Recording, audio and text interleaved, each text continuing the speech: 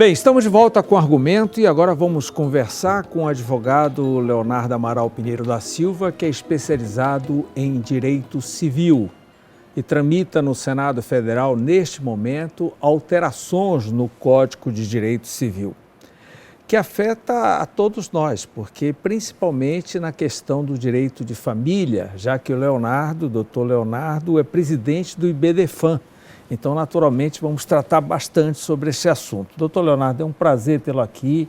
Muito obrigado por ter vindo. Qual é o significado dessa tramitação no Senado? Obrigado. O código é de 16, foi reformado em 2002, né? Já está em tempo de mexer novamente? Vai ser um novo código? Vai ser pontual? O que é que levou a isso? Obrigado, Mauro, mais uma vez participar do programa, do convite. E um momento importante, porque estamos agora com uma reforma de um código que veio promulgado em 2002, de um projeto que era de 1975, primeiro código do Brasil, né? Nós temos o Brasil com a primeira Constituição em 1891 e o primeiro Código Civil em 1916. Até então, eram as ordenações filipinas de Portugal que tratavam a matéria. Em 1917, entra em vigor o código, que já veio antigo, já veio arcaico, conservador, com aquela questão da figura do homem em detrimento da mulher, e que perdurou aí por 60 anos, ou melhor, perdurou aí por quase 100 anos, né? Só foi revogado em 2003, quando o Código de 2002 entra em vigor. E o Código de 2002 já entrou antigo, porque o projeto é de 1975. A sociedade é bem acelerada, né? Então não dá para demorar muito. Não, tu imaginas, o código, para você ter uma ideia, o projeto é antes da lei do divórcio, que é de 77. Então já começava a mexer no novo Código Civil, né, em 75, e nem a lei do divórcio tinha entrado em vigor. E somente em 2002 ele é promulgado, uma vacatio legis de 1 ano, e entra em vigor em 2003. E entra em vigor novamente com vários problemas. Não foi regulamentada na época a guarda compartilhada, união homoafetiva, muita coisa sentida no Código, mas ele precisava existir e melhorar. Pois bem, temos hoje 21 anos de vigência do Código de 2002 e há esse debate da reforma desse código, né, trazendo profundas mudanças, submetido à sociedade. Hoje está no Senado, foi nomeada uma comissão com 2 ministros do STJ, uma comissão com Flávio Tartucci e a Rosa Neri para regulamentar, e foi submetido ao Senado, aí vai ficar a discussão no Senado, Câmara ou arquivamento da proposta. É um projeto de reforma, mas é um código novo, um código com muitas alterações, um código muito atualizado. Vamos lá falar da sua área de direitos de família. Aponte o principal item de reforma. Bom, como aconteceu com o Código de 2002, que trouxe uma grande mudança no direito sucessório, uma mudança profunda e muito debatida no início, que foi a elevação do cônjuge à condição de herdeiro necessário. Ele era herdeiro facultativo, quer dizer, ele podia ser afastado por completo da sucessão como irmão. Se você quiser testar, não tendo descendente e ascendente, você pode testar todo o teu patrimônio para o irmão, deixando de lado o teu cônjuge, pelo Código Civil 16. Tá? Era facultativo. Ele era facultativo, como se chama. Isso era determinado em cartório? Não, expresso na lei.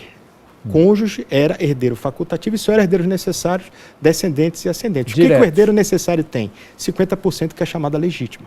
Então, tu não pode dispor mais de 50% se tiver herdeiro necessário. Com o Código de 2002, o cônjuge foi elevado à condição de herdeiro necessário. Ele passou a ser reconhecido como aquele herdeiro que não pode ser afastado da sucessão. E mais, e essa principal mudança à vida no Código, que causou o motivo dessa nova reforma do de agora. Ele passa a concorrer com descendentes e com ascendentes quando ele não for o primeiro da casa. Se você não tem descendente e não tem ascendente, o cônjuge ele é o primeiro da casa, independentemente do regime de bens. Se ele é meeiro ou se ele não é meeiro. Se ele é meeiro, ele passa a ser meeiro e herdeiro. Se ele não é meeiro, por exemplo, se ele fosse casado no regime da separação absoluta, ele passava a ser herdeiro. Só que, com o Código de 2002, ele passa a concorrer, por exemplo, com os filhos. Tá? E como era essa concorrência? Uma regra que a lei trazia, que ela criava 2 grupos, que concorrem e que não concorrem. Sintetizado numa regrinha que a gente pode dizer assim: quem merda não meia, quem meia não herda. Então, você tem uma situação que, por exemplo, só para entender bem nos 2 mais que são a ponta. Se tu és casado no regime da comunhão universal de bens, tu és meeiro de todo o patrimônio antes e durante o casamento. Logo, se tu és meeiro, em eventual falecimento, tu não concorres na outra metade com os filhos. Agora, se tu és casado na separação absoluta de bens, tu não és nunca meeiro, nem antes nem durante o casamento. Se te divorciares, cada um que tem fica com o que tem. Agora, tu passas a ser, numa eventual sucessão, herdeiro concorrendo com os filhos. Com 50%? Com uma cota igual. Tá? Então, se eu tenho 3 filhos, ele entra com uma cota igual. Então, essa foi uma grande alteração que trouxe justiça, a meu ver, e até onde eu me lembre, ao ver do Zeno também, há uma realidade... O Zeno falava muito sobre isso. Falava sobre isso. Tu te lembras Como é que ele estaria hoje com essa proposta? Rapaz, eu não quero nem falar, porque eu acho que ele estaria ou mudando todo o posicionamento que está sendo hoje, ou sendo um voto vencido, mas com aquela questão de deixar com protesto. Porque o Zeno, eu me lembro ele falando bem que foi um grande avanço do Código isso, de o cônjuge ser justo. O exemplo que ele tratava bem, uma pessoa que casou com 40 anos de idade com outro de 50, eles não tiveram filhos pela idade, não, o pai dele já era falecido, vivendo por 40 anos, ele morreu em 2000 com 100 anos, tá? E ela com 90, e quando ele morreu, ela descobriu que ele tinha feito o testamento deixando 100% do patrimônio para o irmão. E o irmão entrou com a ação pedindo o cumprimento do testamento. E pela regra do Código Civil 16, isso era possível.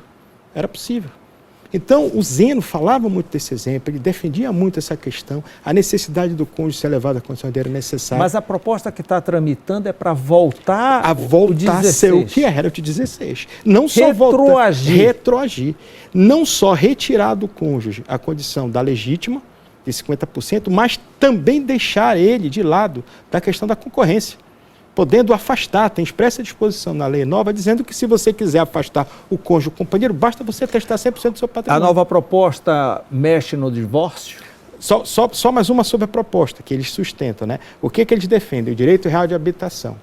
É o argumento principal de que não, o direito real de habitação, o cônjuge vai ter e ele vai poder permanecer no imóvel, mesmo que ele não tenha direito do ponto de vista do direito de propriedade propriamente dito, entendeu? Então, essa é uma situação que, para mim, de longe, é a maior discussão. Tá? Os argumentos utilizados para ficar, conferir uma autonomia privada maior à pessoa para testar. Meu contra-argumento. Se tirar do cônjuge, tira de todos. O Zeno, né, nós estamos fazendo aí 50 anos da UNAMA nesse ano, e há 10 anos, nos 40 anos da UNAMA, eu nunca me esqueço, uma palestra que o Zeno deu, trazendo um meio termo entre a sucessão brasileira e americana. O que ele propôs naquela palestra, falando do direito sucessório brasileiro? Ele propôs que, como brasileiro, a palavra testar representa, eu vou agora à própria morte, eu estou chamando a morte. E é muito comum, mesmo depois da pandemia, a pessoa ter essa recalcitrância em testar, não gostar de testar. O Zeno, ele trouxe um meio termo muito legal. Qual foi? Mantém-se uma ordem de vocação hereditária como é, no direito brasileiro, descendentes, ascendentes, cônjuges, etc. Mas traz a regra do direito americano de permitir, mesmo havendo herdeiros necessários, você testar 100% do seu patrimônio, afastando aquele herdeiro, salvo deixando, digamos assim, uma reserva nas hipóteses de menor incapaz ou pessoa incapaz de prover o próprio sustento. Então, o Zeno, há 10 anos, com 40 anos que a gente fez lá, ele já trazia uma proposta que para mim é o ideal. Agora, mexer com todos, não só deixar o cônjuge de lado. Falar também nos descendentes, porque eu posso ter, por exemplo, um filho que ele não tem as hipóteses de uma Suzane von Richthofen. Ela não pratique atos que englobem a necessidade de uma indignidade ou uma deserdação, mas que seja um filho que não me provê, não me dá suporte. E eu, se tenho um sobrinho que me dá, eu posso prover e deixar e transferir tudo da minha forma. No testamento. No testamento. Agora, isso não pode fazê-lo. Que tem mais valor do que a legislação. Sim, tem a disposição de última vontade, né? Então, para mim, eu acho que esse meio termo do Zeno seria ideal. E um dos argumentos que eles utilizaram vamos dar uma autonomia privada maior para permitir isso daí. Doutor Leonardo, me conte do divórcio. O que é que querem mexer? Bom, o divórcio tem algumas mudanças, mas a principal é a possibilidade hoje de você fazer o divórcio unilateral. O divórcio é um direito potestativo, o divórcio é uma decisão que não cabe. Como é hoje? Se houver consenso, os dois vão no cartório, não precisa nem advogado. Se não existe interesse de menor ou de incapaz, podem fazer tudo em cartório, regulamentar tudo em cartório. Está tudo resolvido. Tudo resolvido. Tá. Não havendo. A proposta agora é que não há consenso e um só pode ir ao cartório. Exatamente. Agora a gente tem a possibilidade de... Porque como é hoje, se eu precisar entrar com o divórcio e outra parte não quiser assinar, eu tenho que ir na justiça. Aí começam os problemas. Tá? Por quê? Porque o posicionamento de juízes não são todos uníssonos no sentido de deferir, por exemplo, em sede liminar, a decretação do divórcio. Aí mando ver outra parte. Aí é todo aquele constrangimento de ter um processo e tal. Ouvir para quê? A partir do momento que uma parte procura um advogado para entrar com uma ação para pedir o divórcio, não tem mais o que ser ouvido. Mas, infelizmente, não é esse o nosso posicionamento. Juízes de vara de família variam de posicionamento, desembargadores variam de posicionamento, desembargadores que vêm da vara de família, normalmente, lá, em segunda instância, em sede de recurso de agravo de uma decisão que foi indeferida em primeira instância, eles dão, outros que são de vara cíveis não dão. Então, nós vivemos essa realidade hoje. Posicionamento uníssono do IBDFAM, em todos os IBDFAM regionais, estaduais, nacional, todo o divórcio é um direito potestativo, que independe da vontade da outra parte. Tem que ser definido em sede liminar, não tem por que eu marcar uma audiência para ouvir, não tem por que esperar uma contestação para ouvir se outra parte quer ou não quer. Se outra parte disser que não quer dar o divórcio, o juiz vai manter?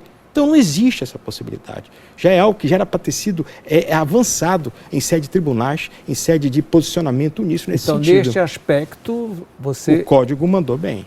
Mandou bem porque agora... Concorda plenamente. Concordo plenamente, até porque o procedimento vai ser muito mais simples. A parte não vai precisar entrar na justiça, ela vai se dirigir ao cartório com o advogado. Socioafetividade. Hoje, na certidão de nascimento, pode ter o nome de dois pais. Isso. O biológico e um sócio-afetivo. E um sócio-afetivo. Isso. Só dois. Só dois, nunca mais de dois, né? Isso foi uma novidade trazida pelo CNJ, através de dois provimentos, 63 e 83, em 2018 e 2019, né?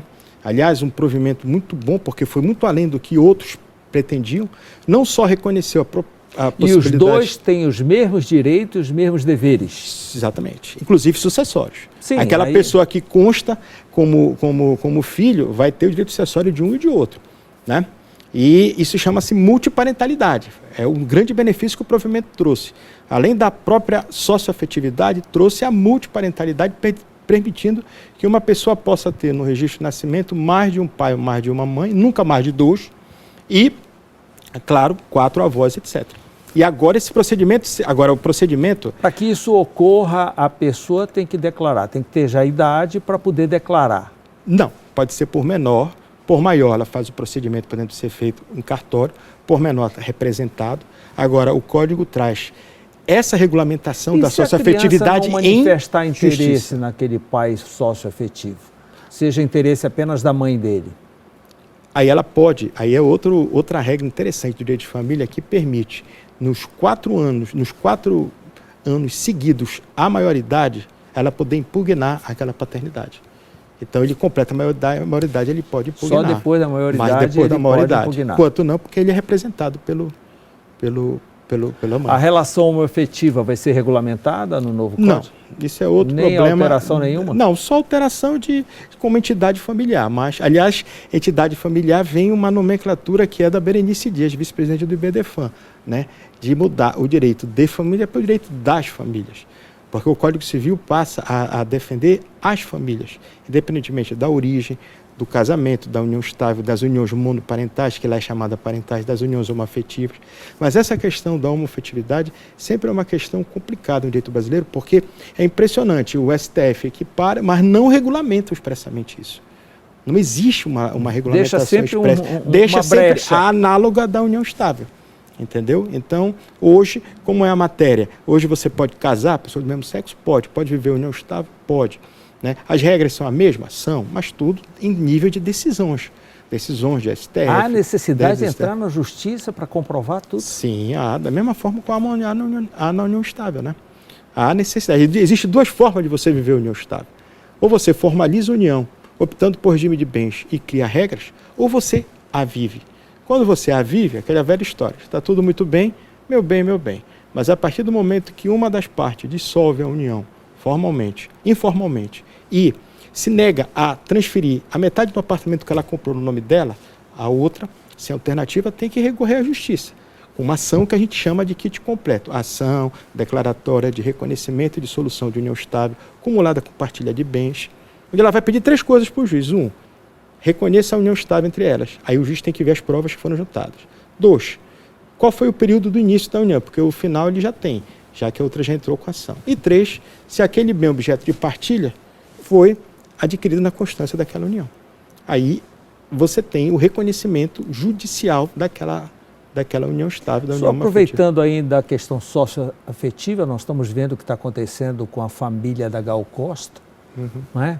Em que o filho foi incluído como sócio afetivo da esposa dela, né? Hoje ele está se rebelando. Isso. Ele pode cancelar? Pode, perfeitamente. Entendeu? É uma situação muito complicada. Inclusive, a situação do enteado, né? A situação do enteado, no próprio Código Civil, vem uma situação que, em tese, o enteado, ele não tem esse vínculo de filho, salvo se quiser. O Código regulamenta a situação do enteado, que o Código atual não faz, entendeu? A proposta vem regulamentar o enteado, dizendo que não é automático. Entendeu? Que tem que haver uma ação, uma intenção, determinar... exatamente, entendeu? Os fins de sucessórios, etc. Então, Leonardo, e a questão agora de pet, que passou a ser um bem aí, tem problemas sérios, né? Isso. Até mais do que com as crianças. O pet, o código, ele trata melhor o pet, porque o pet é tratado no Código Civil atual como semovente. E semovente é muito próximo do tratamento dos bens, né? Então, em tese, você tem os animais tratados como se fossem bens. Semovente, propriamente dito, é a nomenclatura que o Código adota. Agora, é criado um capítulo específico com a nomenclatura dos animais, mas remetendo à lei especial. Eles regulamentam, dando uma sugestão de que os pets, os animais, considerando hoje a forma como são tratados, são ser sencientes. Tem guarda compartilhada no pet? Tem, mas não no direito de família, ele é utilizado por analogia, tá? Essa parte do Código Civil, que trata do pet, ela remonta a matéria a uma lei especial. Então, vai existir lei especial própria para o tratamento do pet. Já existem leis estaduais tratando de pet. No próprio caso do Joca, saiu uma lei estadual no Rio de Janeiro logo depois, né? Mas, analogamente, você utiliza.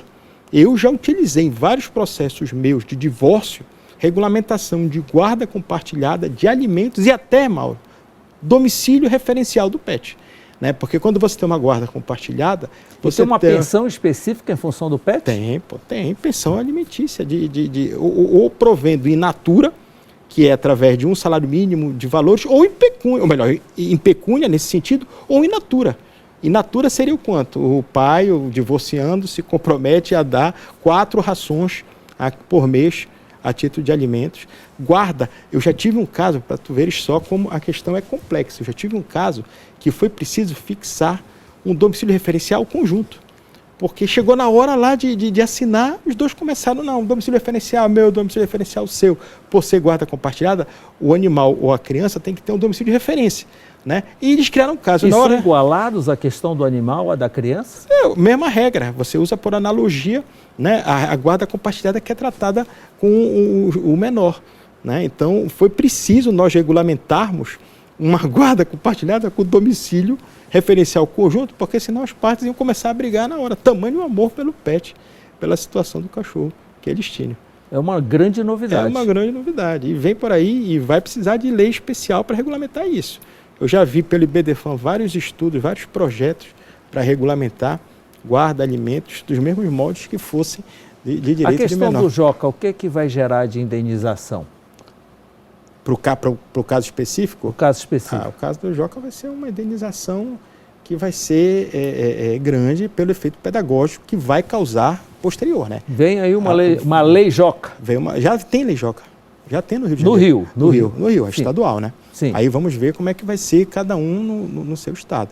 Mas já tem lá, o valor da indenização vai ser um valor alto para dar um efeito pedagógico, que é o valor, que é um dos fundamentos da responsabilidade civil, né? O ressarcimento e o efeito pedagógico, E vamos aguardar aí para ver, inclusive, até mudanças no próprio sistema aéreo da empresa já houve no sentido de não mais fazer esse tipo de transporte. Leonardo, uma novidade além dos PETs é a herança digital. A quem cabe herdar? Que às vezes é de suma importância. Muito. E tem... Olha o caso que aconteceu agora com a Maria Rita, né? Que foi de grande repercussão. Maria Rita gravou um dueto, né, com inteligência artificial cantando com a mãe dela. Exato. Mas ela é dona Mas tu sabes como era o posicionamento da Elis Regina sobre isso? Não. Esse que é a maior repercussão que está tendo agora. A Elis era contra fazer divulgação da imagem para fins comerciais. Então, houve uma repercussão grande. Mas o quê? Ela deixou notificado? Não, ela não fazia na época dela. Sim, mas não deixou nada escrito. Não, né? Aí é que entra a discussão principal da herança digital, né? Aí a Maria Rita fez esse dueto e causou repercussão nos fãs antigos da Elis, que não admitiram esse tipo de situação atual. E aí vem a lei, porque hoje nós não temos regulamentação sobre herança digital. Todo o tratamento da herança digital é em nível de testamento. É em nível de quê? De você fazer disposições deixando claro o que você quer e o que não quer. Agora não.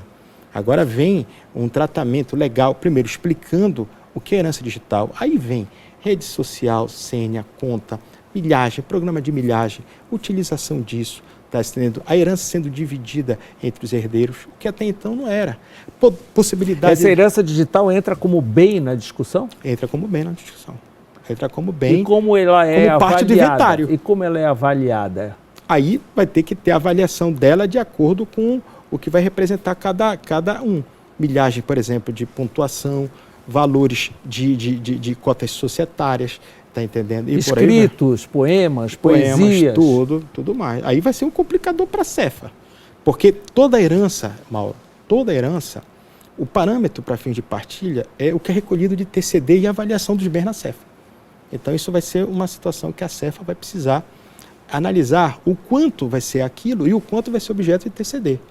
O critério para uma partilha é o laudo de avaliação que a Cefa emite após o recolhimento de TCD. Então, hoje, você sugere que haja um testamento digital?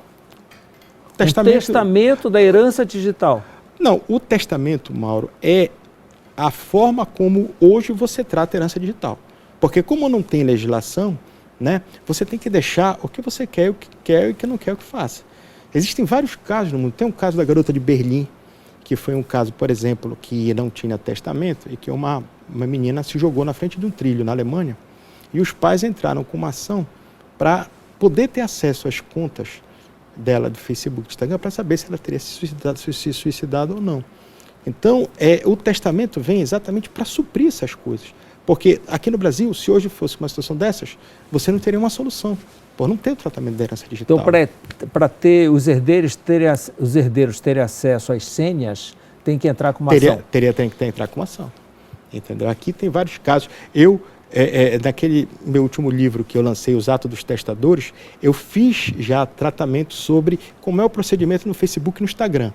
Sobre isso, porque você tem o Facebook, o Instagram, você tem redes sociais, né? E aí, quando a pessoa morre, né, tem a senha do usuário. A minha esposa vai poder entrar no meu Facebook, etc. Se ela fizer isso e informar o Facebook vai travar. Mas existe a possibilidade de, tanto no Facebook quanto no Instagram, você nomear um herdeiro para poder transformar o teu Facebook e o teu Instagram em memoriais. Isso daí eu explico lá. Então, existe uma parte do Facebook que tu colocas quem é esse herdeiro da tua confiança, que após a tua morte, ele aciona o Facebook transforma a tua conta particular numa conta memorial e vai ficar sendo uma conta memorial. Doutor Leonardo Pinheiro da Silva, muito obrigado por essa aula. Obrigado. Tomara que corra logo essas alterações, que venha toda logo essa legislação, não fique assim, tudo em dúvida ainda. Exato. Porque um momento mexe com importante. Família é um negócio... Família, o Zeno e eu sempre fomos partidários que o direito de família e o direito sucessório não era para ser trazido no Código Civil. Era para ter sido trazido em um código próprio, como o ECA, Estatuto da Criança e do Adolescente, como o CDC. Por quê? Justamente pela necessidade de você ter essas atualizações. Todo o maior debate, embora, como eu falei, né, o pessoal está colocando, e aí me perdoe os que entendem o contrário. Não, são só mudanças, não são mudanças. São mudanças profundas. E Acaba sendo um novo código. Acaba sendo um novo código. Lamentavelmente, não tem como a gente fugir disso, ainda mais porque muito envolve internet, muito envolve essas questões de hoje, de redes sociais, de vida digital. E que é um processo muito dinâmico, né? Exato. Essa demora toda aí está alterando toda hora. Exato. Então, eu sempre fui a favor Agora de que... vem a inteligência artificial. A inteligência artificial vem ainda atropelar já todo vai o atropelar código. todo o código, tá entendendo? Cheio de mudanças, entendeu? Então, é isso. Vamos aguardar, ver aí se vão aceitar tudo, se não vão, se vão aprovar com ressalva. A justiça aceita um testamento em vídeo? Aceita. Mas com a inteligência artificial fica complicado. Pois é. Hoje, a justiça, eu costumo dizer que desde o caso Marcos Paulo, você tem aí flexibilização na questão de testar. O Zeno sempre falava também disso, né? O Marcos Paulo foi um cara que teve uma vida que ele casou com a primeira mulher, o Sônia Mazeu, teve 3 filhos, se não me engano. Depois ele casou com a Nive Stillman, teve mais 2. Depois casou com a Flávia Alessandra, teve mais 1. E morreu nos braços, se não me engano, da Antonella Fontinelli, né? E morreu como companheira, como companheiro dela. E na época vigia aquela regra que foi objeto de livro do Zeno, de que o companheiro, na sucessão com filhos só do autor da herança, concorre com uma cota, a direito a metade couber a cada um deles. Quer dizer, ela saiu com uma porcentagem mínima, mas ela tinha uma carta de amor dele, dizendo que ele gostaria que ele ficasse com a casa dela. Aí o advogado dela utilizou isso como uma forma de testamento e o tribunal, né, os tribunais, numa decisão quebrando essa instrumentalidade das formas do testamento, admitiu ela como herdeira testamentária. Então, essa questão de testamento é uma questão que vai evoluir, é muito. Doutor Leonardo, muito obrigado pela entrevista. Obrigado, Mauro. Sempre às ordens. Obrigado. Obrigado pela sua companhia. Estaremos de volta na próxima segunda-feira. Até lá.